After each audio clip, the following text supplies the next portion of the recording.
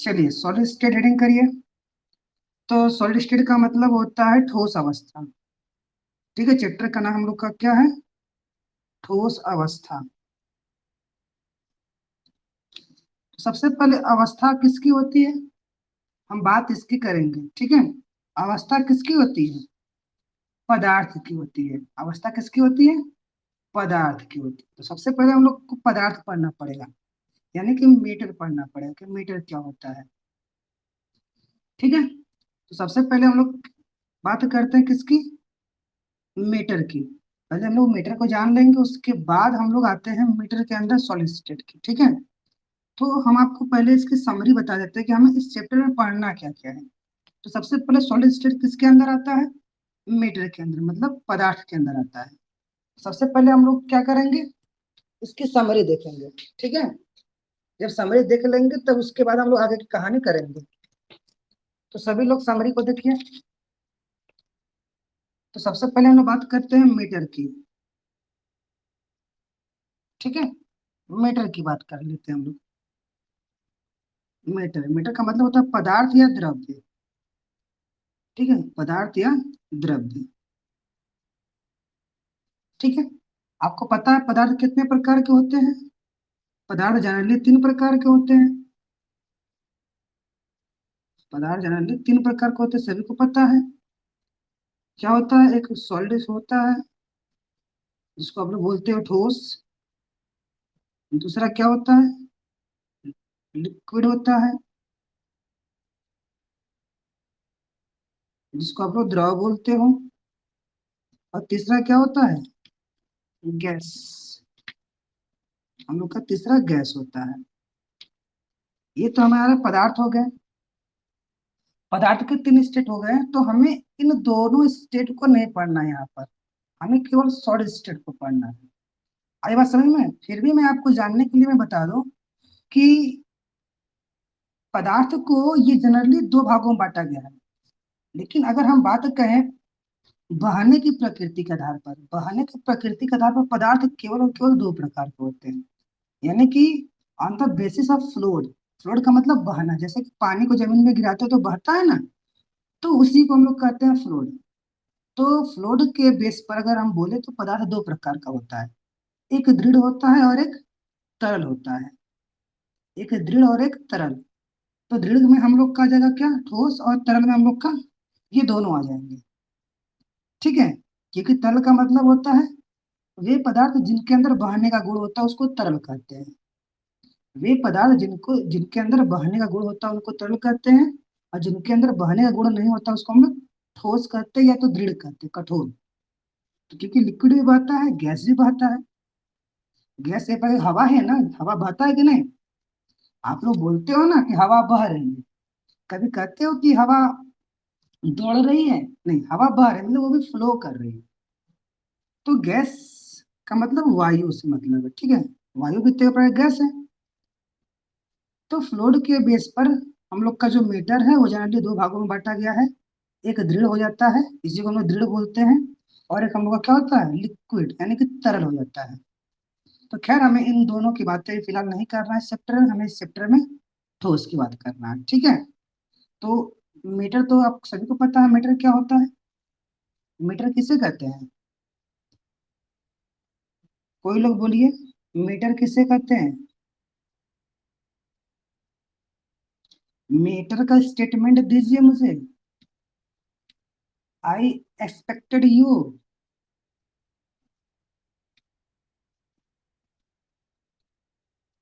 मधु, रंजीत, पदार्थ किसे कहते हैं? रौनक, ज्योति, बताइए जल्दी। नहीं पता? चलिए, पदार्थ क्या है हम बता देते हैं। पदार्थ वे अवस्था है जो स्थान घेरते हैं। यानी कि जो भी चीज स्थान घेरता है वो पदार्थ होता है। जिसके अंदर भार हो, वे चीजें या वे वस्तुएं जो स्थान घेरता हो और जिनका खुद का भार हो, वे पदार्थ कहलाते हैं। तो आप कोई बच्चा कहेगा कि सर गैस में तो भार होता नहीं है, लेकिन आप तो पदार्थ के अंदर उसको रखे हैं। हाँ, द्रव में तो भार होता है, ठीक है, पानी है, दूध है, तेल है, उसका तो भार होता है, लेकिन गैस का भार होता है क्या? बिल्कुल गैस का भार होता है। आप जाते हो गैस सिलेंडर लेने तो बिना भार का ही लेके जाते हो, उस गैस को लिक्विफाई करके भरा रहता है ना।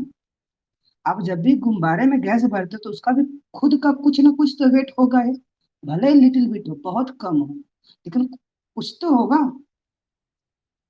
ठीक है, वे वस्तुएं जो स्थान घेरता हो, जिनका खुद का भार हो, वे हम पदार्थ कहलाते हैं। ठीक है, उसी को हम लोग द्रव्य बोलते हैं। क्लियर? खैर, इन सब चीजों की आवश्यकता नहीं है आपको, हम लोग को बात करना है ठोस की। ठीक है, तो ठोस किसके अंदर आता है? मीटर के अंदर आता है। ठीक है, सॉलिड। तो अब हम बात करते हैं सॉलिड की। तो बाबू सॉलिड भी जनरली दो प्रकार के होते हैं, सॉलिड को भी दो भागों में बांटा गया है। सॉलिड को भी दो भागों में बांटा गया है। पहला जो होता है जिसको बोलते हैं क्रिस्टलाइन, यानी क्रिस्टली ठोस, और दूसरा अक्रिस्टली ठोस। ठीक है,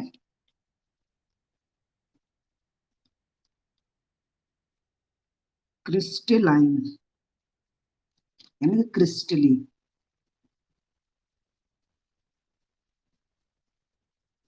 ठीक है, क्रिस्टली ठोस, और दूसरा होता है नॉन क्रिस्टलाइन, अक्रिस्टली, नॉन क्रिस्टलाइन, नॉन क्रिस्टलाइन, अक्रिस्टलीय ठोस। ठीक है, क्रिस्टली को ही जनरली हम लोग क्रिस्टल बोलते हैं। ठीक है, इसी को हम लोग क्रिस्टल बोलते हैं, तो कंफ्यूज मत होइएगा, इसी को हम लोग क्रिस्टल बोलते हैं। ठीक है, क्रिस्टल।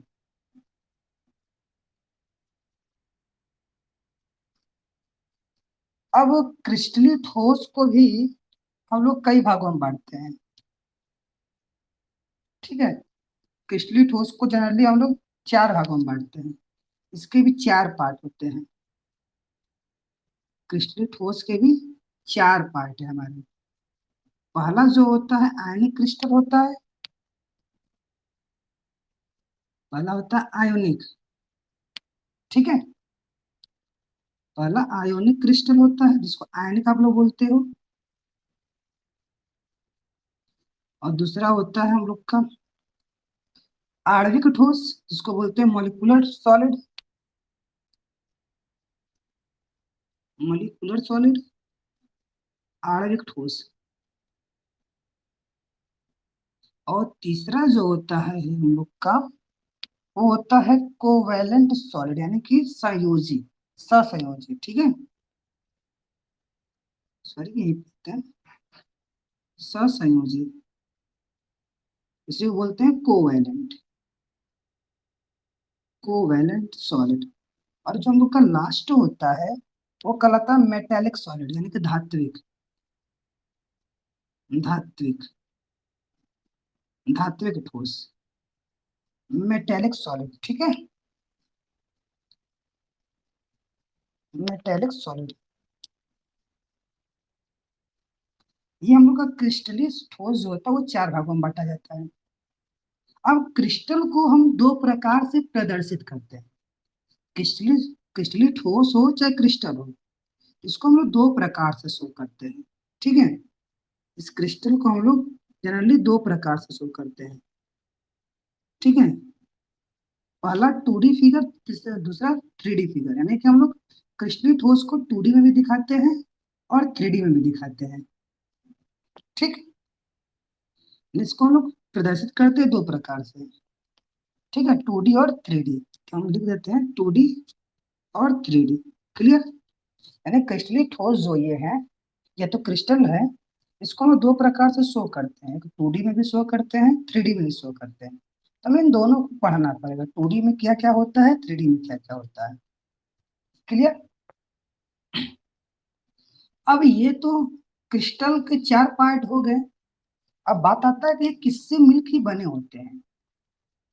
ये चारों के चारों जो होते हैं वो किससे मिलकर बने होते हैं, हम इसकी बात अब करेंगे। ये चारों किससे मिलकर बने हैं? ठीक है, तो हम इसकी बात करेंगे। यानी कि इसके निर्माण की इकाई क्या है। ठीक है, इसको बनाने में किसका योगदान होता है, कौन इसको बनाने में अपना अहम रोल निभाता है। ठीक है, इसके निर्माण की इकाई, निर्माण की इकाई क्या क्या था भैया। इनको बनाने में, इन चारों को बनाने में 14 प्रकार के हमारे यूनिट सेल यूज होते हैं। यूनिट सेल को हिंदी में बोलते हैं एकक कोशिका। अब ये एकक कोशिका का क्या है, अब इसके बारे में हम जिक्र करेंगे। अभी तो हम आपको बस इसकी समरी समझा रहे हैं कि हमें इसमें पढ़ना क्या क्या है। ठीक है, तो इसको बनाने के लिए, इन चारों को बनाने के लिए 14 प्रकार का यूनिट सेल यूज करते हैं। ठीक है, 14 प्रकार का यूनिट सेल, एकक कोशिका।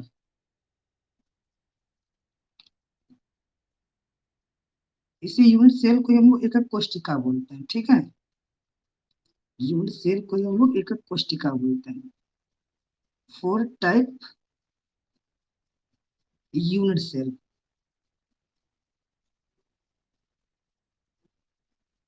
4 टाइप यूनिट सेल हम लोग यूज करते हैं। क्लियर। अब यूनिट सेल कैसा होता है, यूनिट सेल जो हम लोग सॉलिड में यूज करने वाले हैं वो क्यूबिकल होता है, यानी क्यूबिक होता है।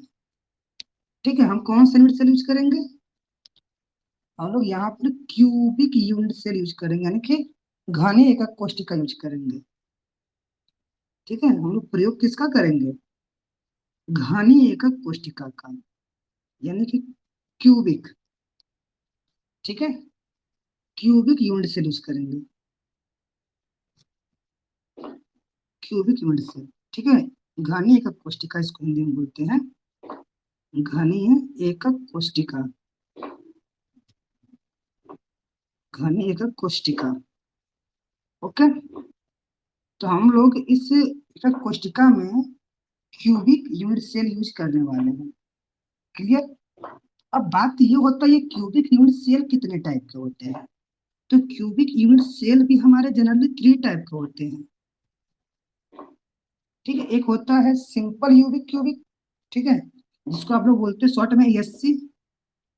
ठीक है, सिंपल क्यूब। ठीक है, सिंपल क्यूबिक, जिसको आप लोग शॉर्ट में एससी बोलते हो। सरल घनी, सरल घनी, सरल घनी। ठीक है, क्यूबिक, क्यूबिक यूनिट सेल 3 प्रकार का होता है। ठीक है, सिंपल क्यूबिक जिसको आप लोग बोलते हैं सरल घनी, और जो दूसरा होता है हम लोग का, वो क्या होता है, बॉडी सेंट्रल क्यूबिक। दूसरा होता है body central cubic, body central cubic, जिसको बोलते हो तुम लोग क्या, अंतः केंद्रीय, अंतः केंद्रित घनी, अंतः केंद्रित घनी, अंतः केंद्रित घनी। और जो थर्ड होता है हम लोग का, वो क्या होता है, ये तो बॉडी सेंट्रल हो गया, और तीसरा क्या होता है, फेस सेंट्रल क्यूबिक होता है तीसरा, फेस सेंटर्ड क्यूबिक। ठीक है, face centred cubic, face centred का मतलब फलक पर वो रहेगा, फलक। ठीक है, फलक केंद्रित घनी, फलक केंद्रित घनी। इस तरीके से ये हमारे जो क्यूबिक्स होते हैं, क्यूबिक यूनिट सेल होते हैं, वो 3 टाइप के होते हैं। इसी को हम लोग एससी बोलते हैं शॉर्ट में, और इसको क्या बोलते हैं, बीसीसी। इसको एससी, इसको बीसीसी, बॉडी सेंटर क्यूबिक। और इसको शॉर्ट में बोलते हैं क्या, FCC, face centred cubic. Short में हम यही यूज करेंगे, एससी, बीसीसी और एफसीसी। क्लियर। अब ये तो ठीक है, अब इसके बाद फेस सेंटर्ड क्यूबिक को भी जनरली हम लोग पढ़ते हैं ज्यादातर केस में। फेस सेंटर्ड क्यूबिक के अंदर हम लोग को क्या पढ़ना है, इसको समझो।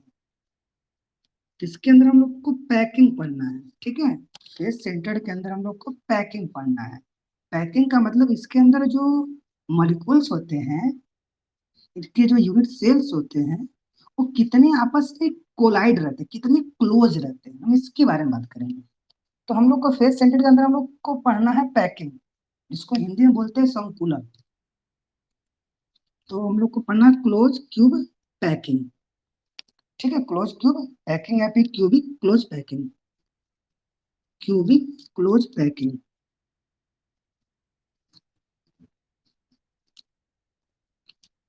ठीक है। क्यूबिक क्लोज पैकिंग पढ़ना है हम लोग को। घने निबिड़ संकुलन, घनीय निबिड़ संकुलन बोलते हैं इसको हिंदी में, निबिड़ संकुलन, ठीक।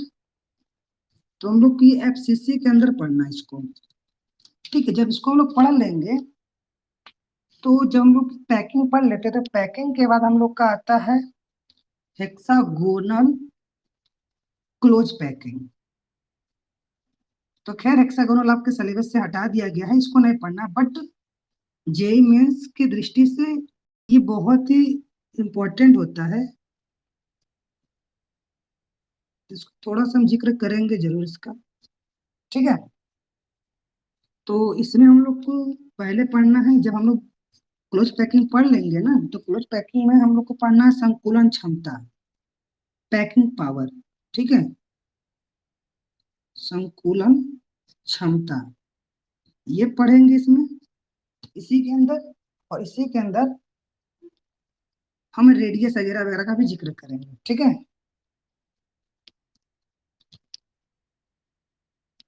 अब इसके बाद हम लोग को पढ़ना है क्या, हेक्सागोनल,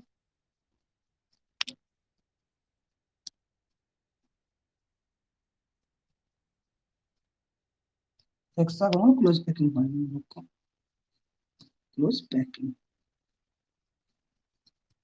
ठीक।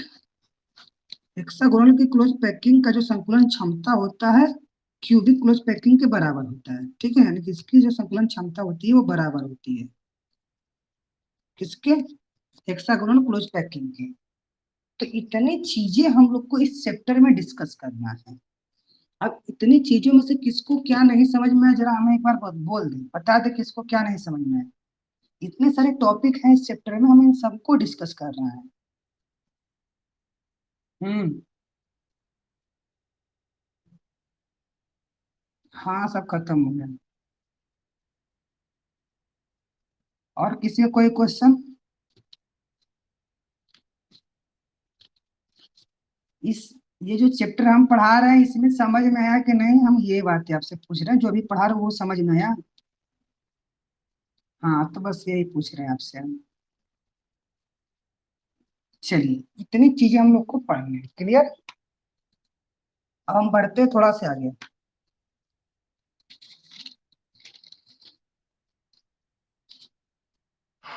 तो सबसे पहले हम बात किसकी करेंगे, देखिए फिर से आपको समझा देता हूँ, एकदम टू दी पॉइंट बातें होगा। पहले हम मीटर की बातें करेंगे, उस मीटर के अंदर हम सॉलिड की बातें करेंगे, सॉलिड के अंदर हम लोग इस क्रिस्टल और नॉन क्रिस्टल की बातें करेंगे।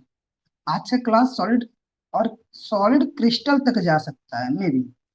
टाइम के अनुसार देखा जाए तो हम लोग के पास टाइम अभी 30 मिनट का है, तो 30 मिनट में सॉलिड पढ़ेंगे और मे बी क्रिस्टल पढ़ सकते हैं। तो आज यहीं तक क्लास रहेगा, बाकी क्लासें आगे के क्लास में देखा जाएगा। तो चलिए आप लोग अपने कॉपी में हेडिंग करिएगा।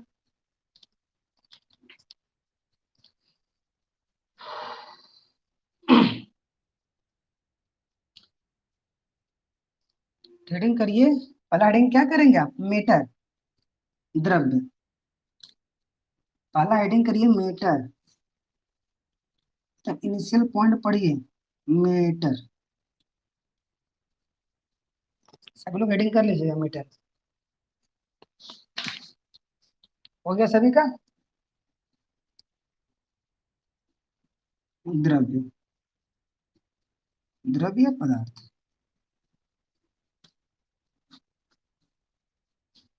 अब पदार्थ क्या होता है, कोई बताए मुझे, तो हम पीछे अभी बता दिए हैं सभी को, जल्दी से बताओ। पदार्थ क्या होता है?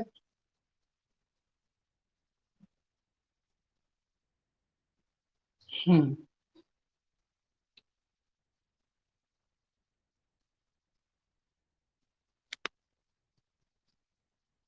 और कोई? वे वस्तुएं जो स्थान घेरती हैं तथा जिसका खुद का यानी कि स्वयं का भार होता है, द्रव्यमान होता है, ठीक है, वे मेटर कहलाते हैं। ठीक है। वे वस्तुएं वे वस्तुएं जो स्थान घेरती है, जो स्थान घेरती है तथा जिसमें भार होता है, तथा जिसमें भार होता है, पदार्थ या द्रव्य कहलाता है।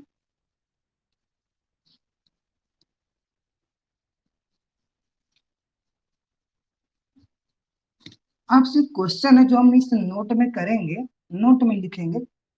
आप लोगों से क्वेश्चन मेरा ये है कि पूरे ब्रह्मांड की रचना किन चीजों से हुई है? हम लोग की जो ब्रह्मांड है इसको बनाने में क्या क्या चीजें यूज किया गया है? फिजिकली बताइएगा, फिजिक्स की दृष्टि से। क्योंकि ये जो हम लोग पढ़ रहे हैं केमिस्ट्री, केमिस्ट्री में सॉलिड स्टेट पढ़ रहे हैं। तो एक्चुअल में ये जो केमिस्ट्री है, इस केमिस्ट्री का नाम है फिजिकल केमिस्ट्री। फिजिकल केमिस्ट्री का मतलब इसका पूरा का पूरा रिलेशन फिजिक्स से है। ठीक है, तो आप फिजिक्स के बारे में सोच कर ही बताइएगा कि पूरे ब्रह्मांड की रचना किन किन चीजों से मिलकर हुई है। बताइए मुझे।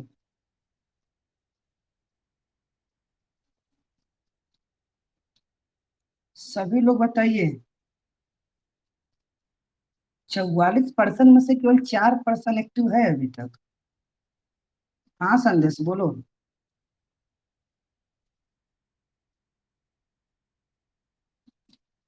केवल ठोस द्रव गैस से हमारा ब्रह्मांड बना हुआ है, और कुछ चीजें नहीं है ब्रह्मांड के अंदर। पदार्थ का मतलब ठोस द्रव गैस तो खुद उसके अंदर आ गया। क्या ठोस द्रव गैस पदार्थ नहीं है? तो आप पदार्थ बोल दो, सब के सब उसके अंदर इंक्लूड हो गया। बाबू पदार्थ भी तो अणु से मिलके बना है ना। चलिए ठीक है, अणु बोल रहे हैं, ठीक है, और भी कुछ बताइए। पूरा ब्रह्मांड किन किन चीजों से मिलके बना, सोच के बताइएगा, एक लाइन में आंसर दीजिए, बार बार नहीं। Very good. Matter and energy, द्रव्य और ऊर्जा से पूरे ब्रह्मांड की जो संरचना हुई है मेटर एंड एनर्जी से हुई है, द्रव्य और ऊर्जा से हुई है।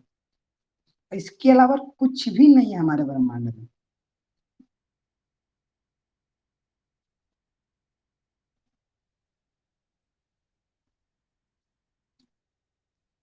गैस क्या है?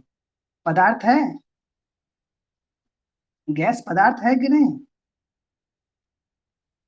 गैस के अंदर एनर्जी होती है कि नहीं? तो अभी आप जो बोल रहे हो कि ब्लास्ट हुआ था, किस ब्लास्ट की बात आप कर रहे हो, आपको पता है? आप किस ब्लास्ट की बात कर रहे हो, जरा आप लोग बताइए तो।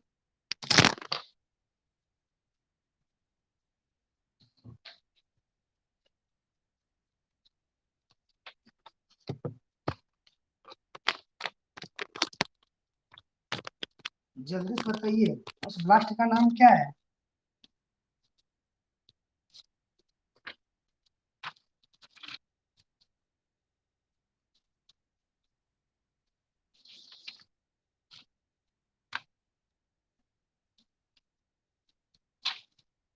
और कोई बताओ भैया। Very good, big bang. और एक ब्लास्ट हुआ था। तो बिग बैंग जो आप पढ़ रहे हो तो आप चले गए हैं जियोग्राफी में। बिग बैंग थ्योरी जियोग्राफी के अंदर आता है। ठीक है, बिग बैंग एक तो बस एक हाइपोथेसिस, एक परिकल्पना है। ठीक है, तो खैर पूरे ब्रह्मांड का जो निर्माण हुआ है वो दो ही चीजों से हुआ है केवल। ठीक है, यानी कि संपूर्ण ब्रह्मांड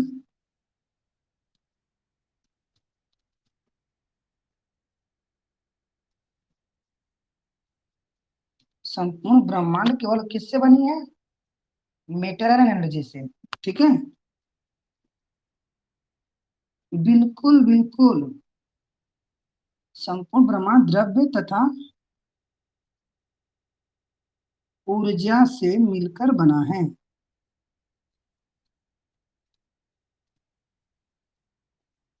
ठीक है, ब्रह्मांड में इन दोनों के अलावा कुछ भी नहीं है। देखो तो, इन दोनों के अलावा इस ब्रह्मांड में कुछ भी नहीं बचा है।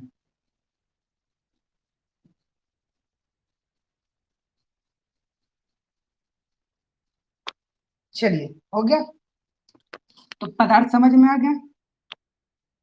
तो अब बात करते हैं पदार्थ। तो सामान्यतः पदार्थ तीन प्रकार का होता है। ठीक है, यही में बात करते हैं सामान्यतः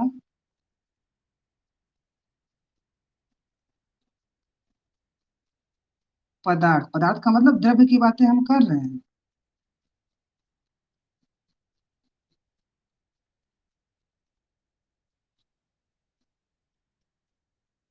तीन रूपों में पाया जाता है।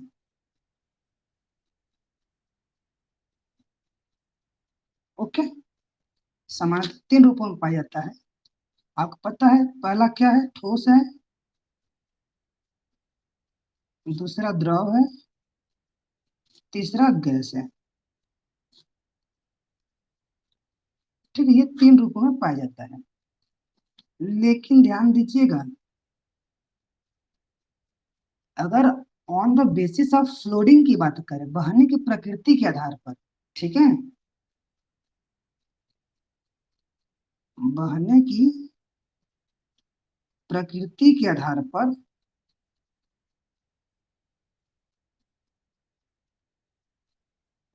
बहने की प्रकृति के आधार पर जो हम लोग का पदार्थ है केवल केवल दो रूप में पाया जाता है। ठीक है, बहने की प्रकृति के आधार पर द्रव्य दो प्रकार के होते हैं।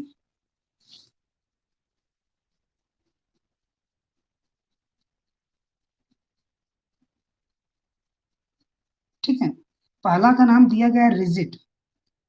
ठीक है, पहला का नाम रिजिड नाम दिया गया, यानी कि कठोर, दृढ़, जिसको आप लोग बोलते हो, दृढ़ या कठोर। एक्चुअल में यही तो सॉलिड है। ठीक है, और दूसरा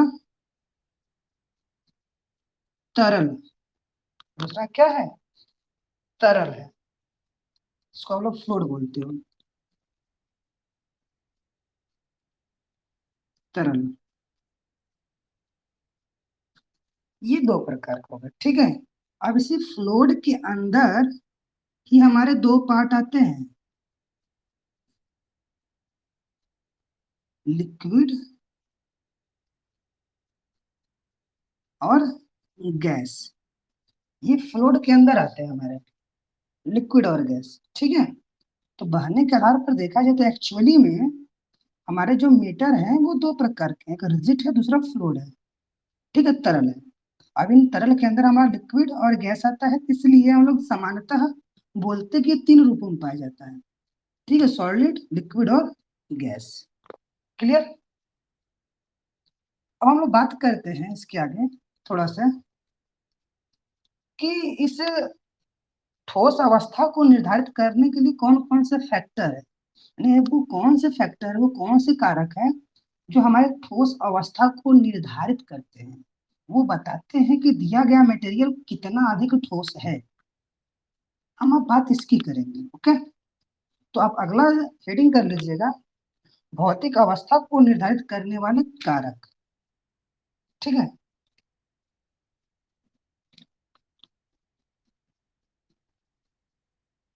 भौतिक अवस्था को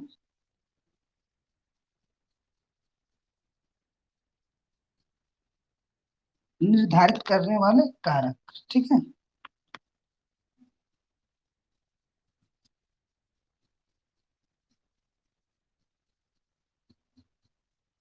ये आपका हेडिंग है, भौतिक अवस्था को निर्धारित करने वाले कारक।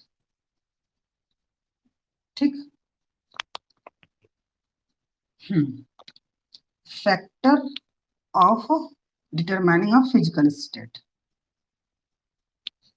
तो जरा ये बताइए कि किसी भी द्रव्य के भौतिक अवस्था को कौन कौन से फैक्टर डिटरमाइन करते हैं, निर्धारित करते हैं, बताते हैं? कोई बताए मुझे, वो कौन कौन से फैक्टर है जो भौतिक अवस्था को निर्धारित करते हैं?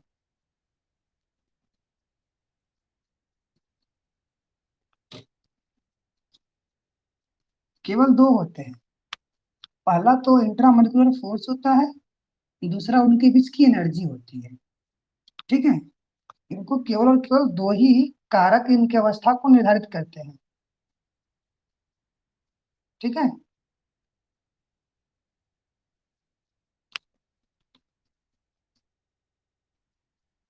तो हम बात लिखते हैं कि मान लीजिए ताप तथा दाब, क्योंकि किसी भी पदार्थ का ताप और दाब तो उस समय कोई ना कोई कुछ ना कुछ होबे करेगा।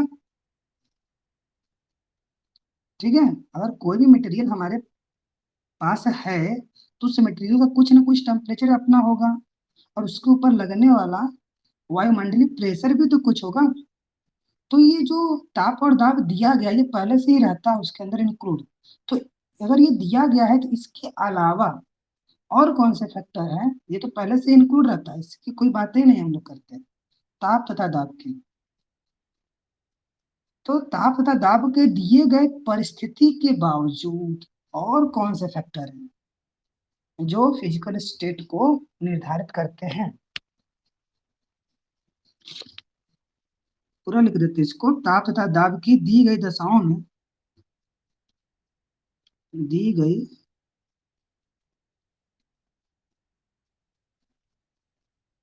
दशाओं में पदार्थ की भौतिक अवस्था, पदार्थ की भौतिक अवस्था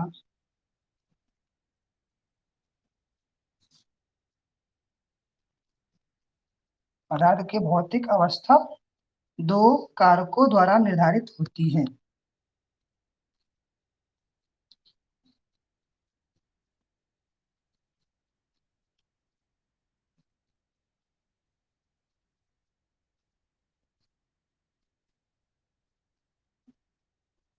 पहला भी हम लोग को बताए हैं, पहला क्या है? Intra molecular force in between molecules. ठीक है, अंतरा आणविक बल।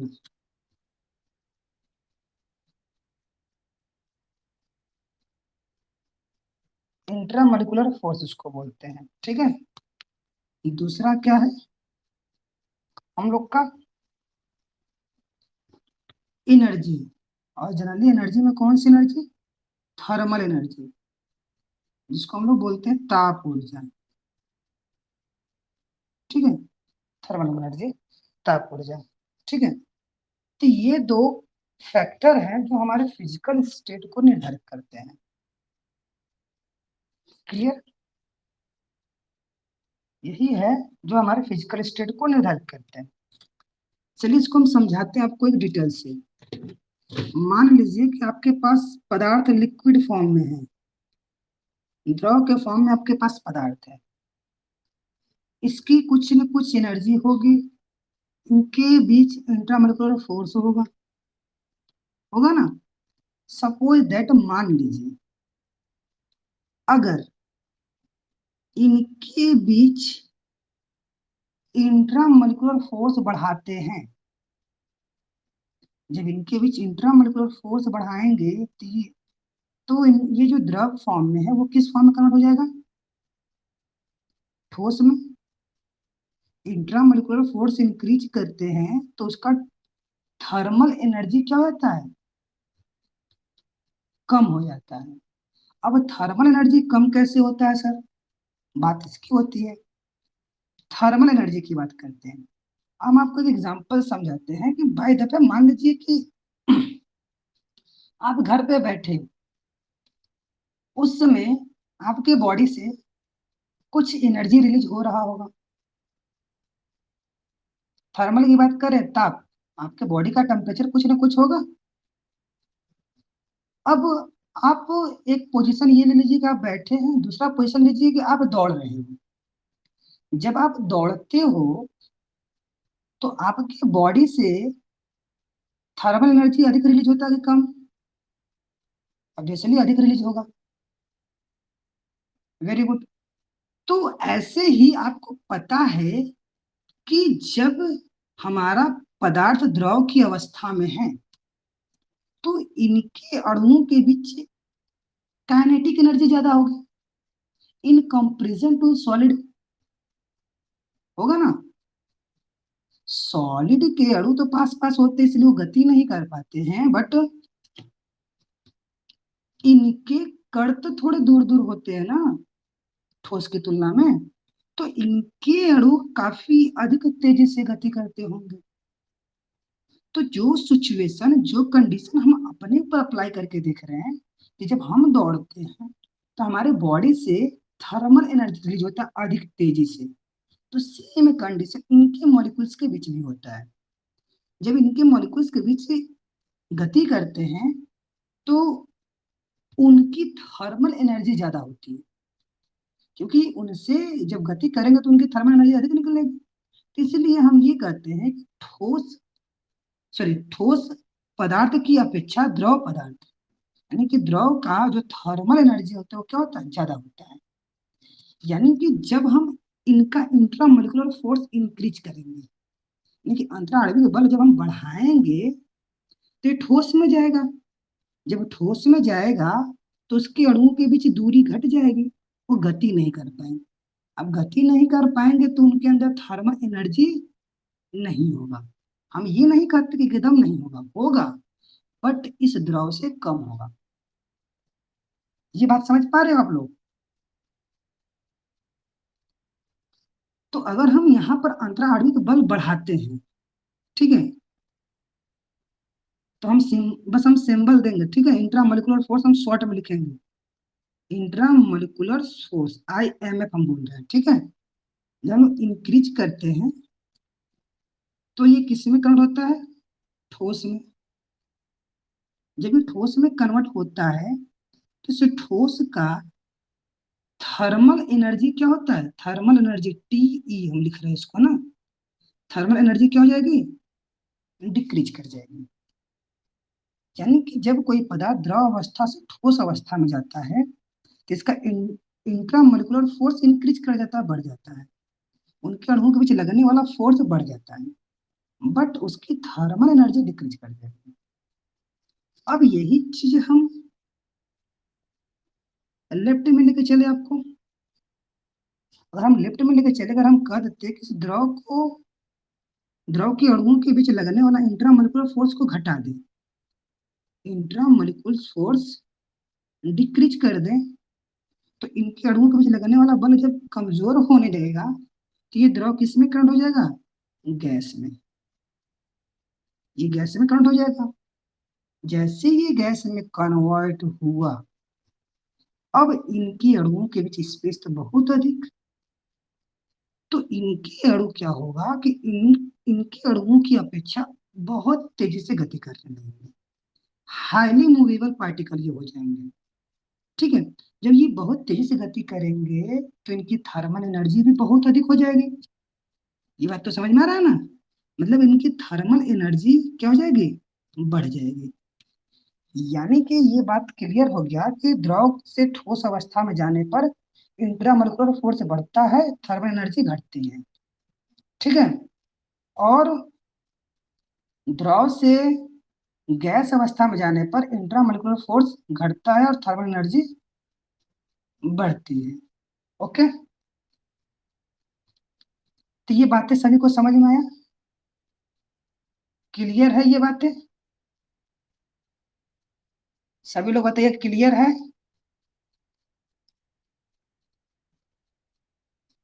आज के लिए बस इतना ही रहने दीजिए, ठीक है। आज बस इतना ही रहने दीजिए, बाकी की क्लास अगले बार देखा जाएगा, ठीक है, नेक्स्ट टाइम। आगे इसके आगे हम लोग।